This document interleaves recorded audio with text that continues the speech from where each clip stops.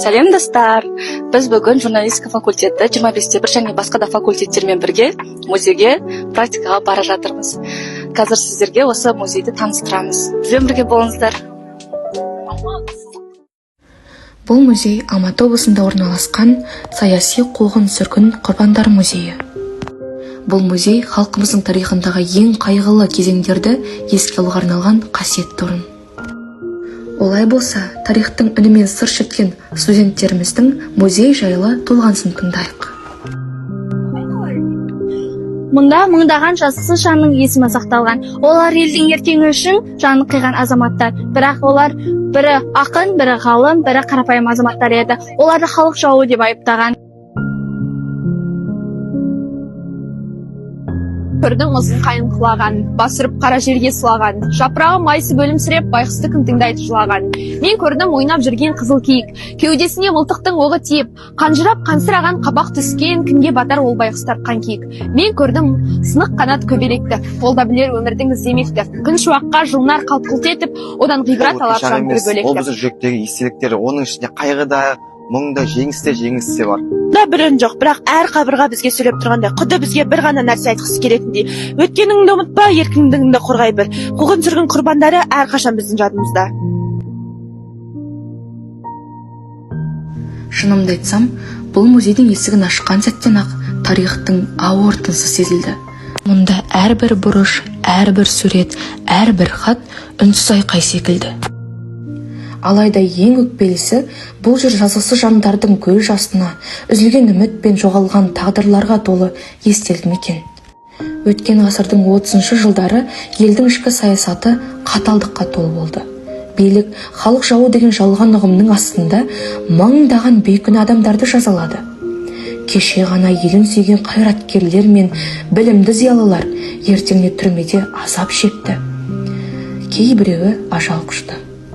Күмән мен қорқынышқа толы сол дәуірде адамдар бір-бірінен үркіп, шындықты айтуға қорықты. Әрине, ең жан түршіктірері жазалау лагерлері мен айдаулар, ауыр еңбекпен бөлінген отбасылар. Алайда бәрі де ұлт жүрегінде өшпес жара болып қалды. Ал бұл бейнеден өткен ғасырлардағы жазылған хаттар мен құжаттарды және қуғынға ұшыраған құрбандарымызды көре аламыз.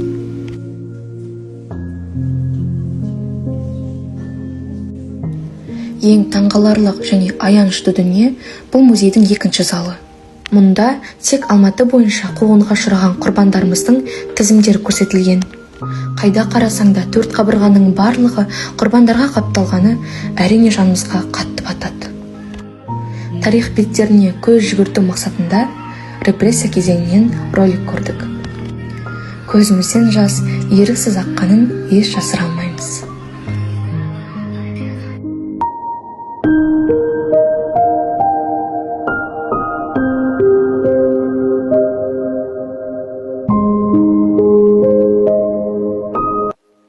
Қуғын-сүргін біздің тарихымыздағы қаралы кезең. Сол қасіретті ұмытпау біздің ұрпақтарымыздың міндеті, парызы.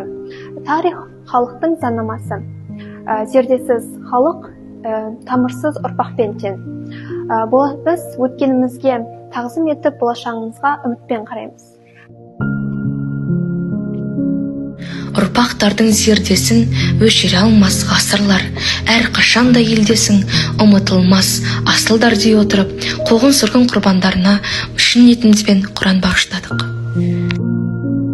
Ол кісілердің рухтарын осы оқылған Құран аяттарымен нұрландырып, қабір азабынан сақтап, жандарын жәннаттық ете көргей.